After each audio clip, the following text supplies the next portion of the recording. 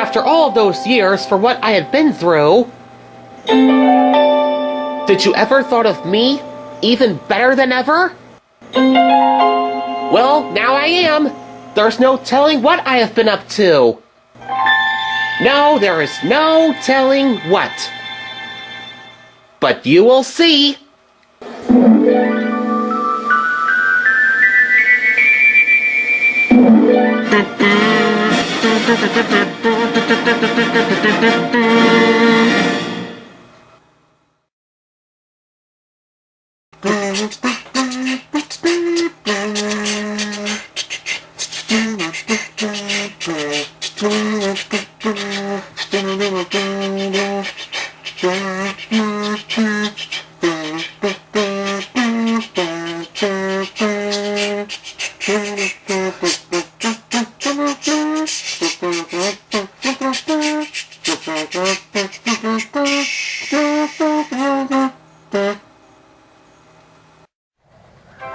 It was winter on the island of Sodor. Peter Sam puffed nervously along the line.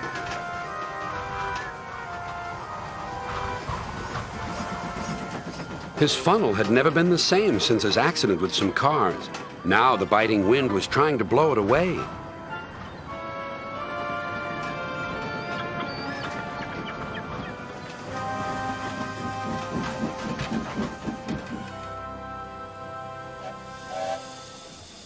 My funnel feels wobbly, he complained. I wish manager would hurry up with my new one.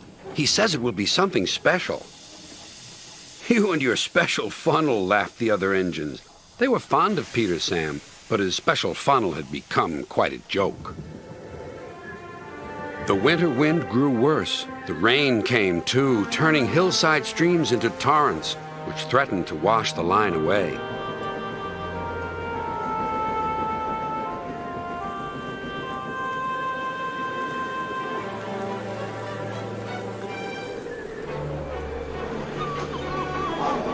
Rusty, the little diesel, worked hard carrying workmen up and down the line.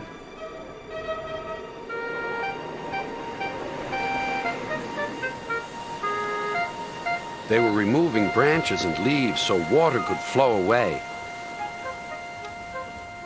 But one morning, Rusty's driver brought bad news. There's been a washout near the tunnel. The track bed has been swept away. We must repair the damage immediately.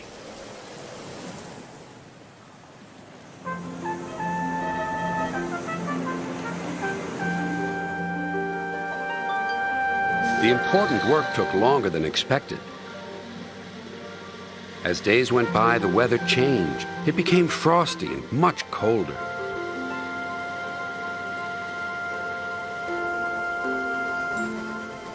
The workmen finished at last. Peter Sam was most careful as he took the morning train over the mended piece of track. Soon he approached the tunnel. It was short and curved, so his driver could not see right through it. Peter Sam was heading for trouble.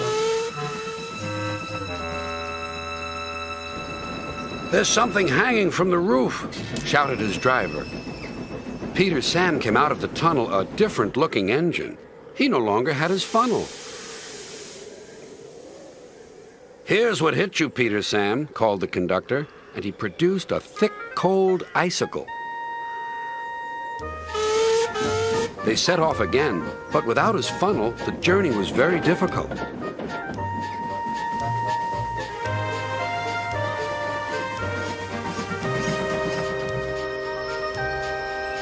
Then his fireman saw an old drain pipe lying beside the track. We'll use that instead of your funnel. At least it'll help control the smoke.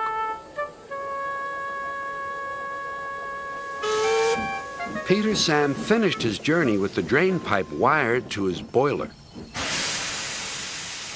The other engines laughed, and Sir Handel sang a song about it. Peter Sam said again and again, his new funnel will put ours to shame. Went into the tunnel and lost his old funnel. Now his famous new funnel's a drain. The teasing continued until at last the day came when his new funnel arrived. Sir Topham Hatt proudly presented it. Oh dear, someone squashed it, said Peter Sam, but Sir Topham Hatt laughed.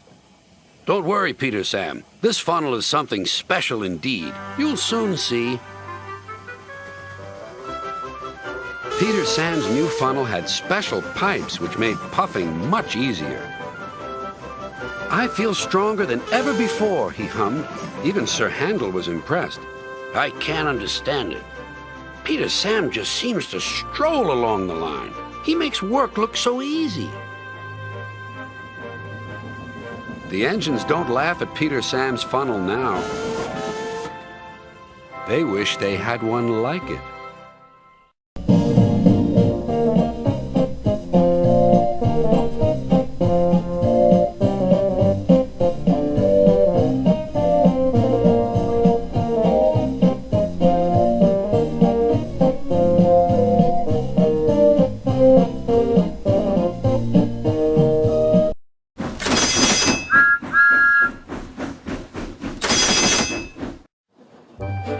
The little engines were busy clearing their railroad of leaves and broken branches.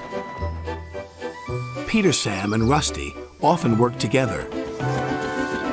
One day, Rusty helped Peter Sam to a water tower.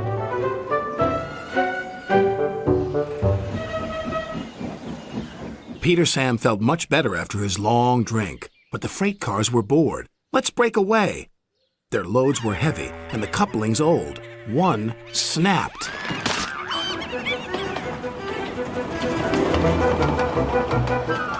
Faster, faster, shouted the freight cars. A sign read slow steep bends and ravine ahead, but the silly cars never saw it. Then it was too late.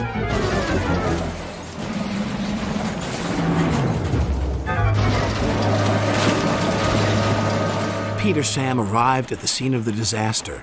His driver sighed. This was our fault. We didn't secure them properly. We'll have to get help to pull them out. Sir Topham Hatt will be very annoyed. And he was. You will work in the yards until I can trust you again. Duncan was delighted with Peter Sam's dilemma. Fancy not securing your freight cars on a hill. They'll come back to spook you and your special funnel. Woo! And who's to say you're not afraid of ghosts? Snapped Rusty. Ghosts? Things that go bump in the night? Rubbish! Well, I'll tell you a story that will make your funnel quiver, Rusty said. A long time ago, a little engine was returning home. It was a misty, moonlit night. Suddenly, the engine lost control and plunged over the side into the swamps below.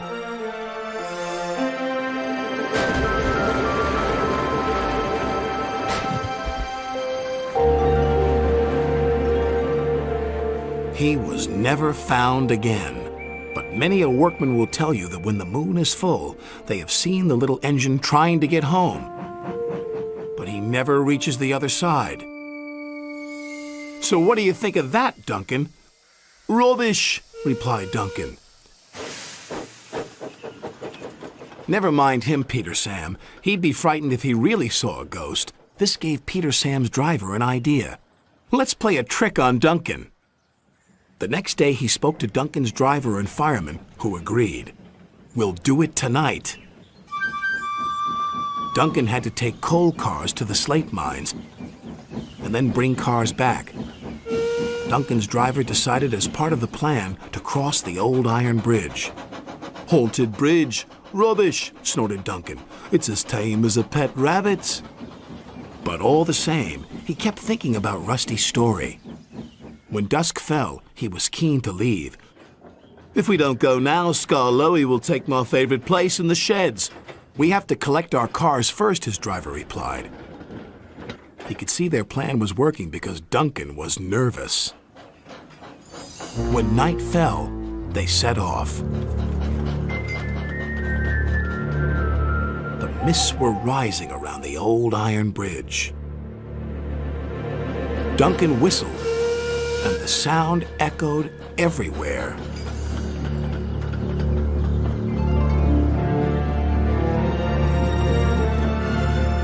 Then, ahead, he saw flickering lights. His driver knew they were only insects that shine brightly at night, but to Duncan they looked like an engine. Next, his driver secretly threw a rock from the cab into the ravine below. It's the ghost! Take me back! Take me back, please! When Duncan reached the safety of his shed, he closed his eyes tightly. Spooked, are you, Duncan? Laughed his driver. No, I'm asleep. And Duncan refused to open his eyes. He did, though, when he thought his driver wasn't looking, just to make sure that he was still there.